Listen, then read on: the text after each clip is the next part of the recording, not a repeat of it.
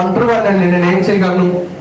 ఒంటరి వాడే కాదు, ఆయన చేతికి నువ్వు అప్పగించబడ్డవాడు, ఆయన చేతిలో ఉన్నవాడివి, ఆయన చేతిలో చేర్చబడ్డవాడివి, ఆయన చేతిలో చెక్కబడ్డవాడివి కనుక నీ జీవితం ఆశీర్వాదకరంగా మార్చబడుతుంది. దేవుని స్తోత్రం, దేవుని స్తోత్రం. ఏ తోడు అవసరం లేదు, ఆయనే నీకు తోడు, ఆయన సన్నిధి నీకు తోడు, ఆయన వాక్యం నీకు తోడు, ఆయనే నీవు అంటున్నాడు. విజయం నీది. నువ్వు విడిచిపెట్టి ఎక్కడున్నా సరే పాడైపోయినట్టే. సన్నిధిని విడిచిపెట్టి, వాక్యాన్ని విడిచిపెట్టి, దైవజాన్ని విడిచిపెట్టి తిరిగినంత కాలము ఫలితమే ఏ ప్రయోజనం ఉండదు. ఇక్కడ కూడా అంటాడు పాస్టర్ గారి దగ్గరికి వెళ్ళి, పాస్టర్ గారు మీరు కూడా ఉండాలండి, అప్పుడే మనం గొప్ప విజయాన్ని సాధించగలం. అంటే నడైతే ఇంకా ఏం చేద్దాం, ఇద్దరికి కలిపి పేరు వస్తుంది నాడు అన్నప్పుడు వెళ్ళినప్పుడు వారు గొప్ప విజయాన్ని సాధించుకొని వచ్చారు. దేవుని చేతిలోకి బారాకు రాగానే దేవుడు అతని విజయశాలిగా నిలబెట్టాడు. దేవుని స్తోత్రం.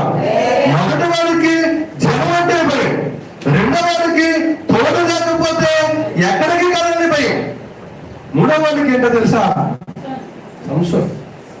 ఇతనికి ఇప్పుడు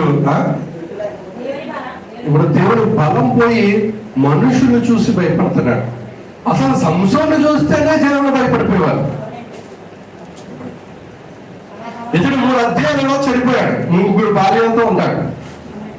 3వ భార్య ధనం కోసం భర్తను అమ్మేసుకుంది.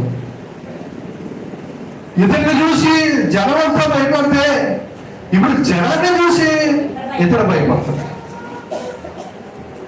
భయపడిన జీవితాన్ని బాగు చేయగలిగిన లోకాన్ని చూసి, లోకాంతాలను చూసి, లోక అధికారాలను చూసి, లోకంలో స్థిరమని అనుకున్న ధనాలను జనాలను చూసుకొని వాటిని చూసుకొని జీవిస్తే కనుక ఏ ప్రయోజనం లేదు, ఎక్కడ చోట్ల పడిపోతాం.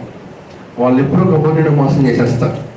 రెండో విషయం నేను తెలియపరుస్తున్నాను, ఈ లోకాన్ని చూసుకుని భయపడి పడిపోతుంటే కనుక ఏ ప్రయోజనం లేదు.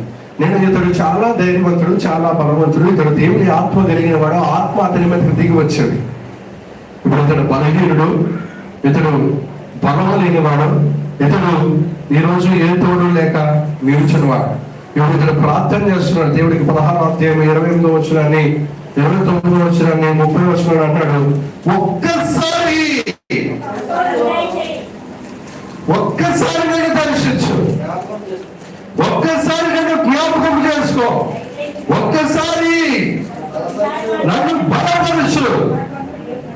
దేవుని చేతిలో నుండి లోకము చేతిలోనికి, వ్యభిచారంలోనికి, లోకపాలం అలవాట్లలోనికి మన శరీరాన్ని మనం ఒక్కొక్కసారి పాడు చేసేసుకుంటాం. అది స్త్రీ వల్ల కానివి, ధూమపానం వల్ల కానివి, మద్యపానం వల్ల కానివి, చిరాలవాట్లు కానివి, ఏదైనా కానివి. అయితే దేవుడు నిన్ను ఎన్నుకున్న తరచుగా నువ్వు ఒక్కొక్క రోజు పడిపోతున్నావు. కొంతమందికి దేవుడు అంటేనే సరిగ్గా తెలియదు.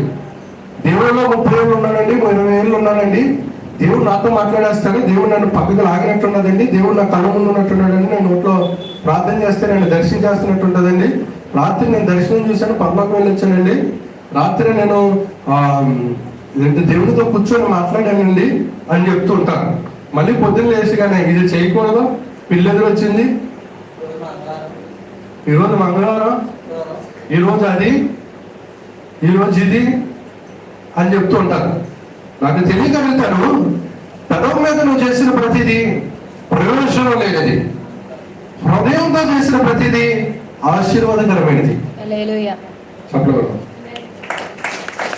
ఆయన నీ హృదయాన్ని పరిశీలించగలిగిన వాడు, నీ హృదయాన్ని పరిశోధించగలిగిన దేవుడు, నీ హృదయాన్ని ఆయన ఎదిగిన వాడు.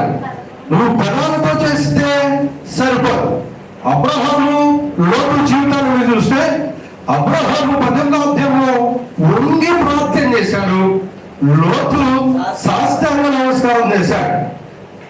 ఆశనానికి శాస్త్రులకి పడిపోయేవాడు కాదు దేవుడు. యోగాలకి, ఆసనాలకి, యాక్టింగ్లకి, ధనాలకి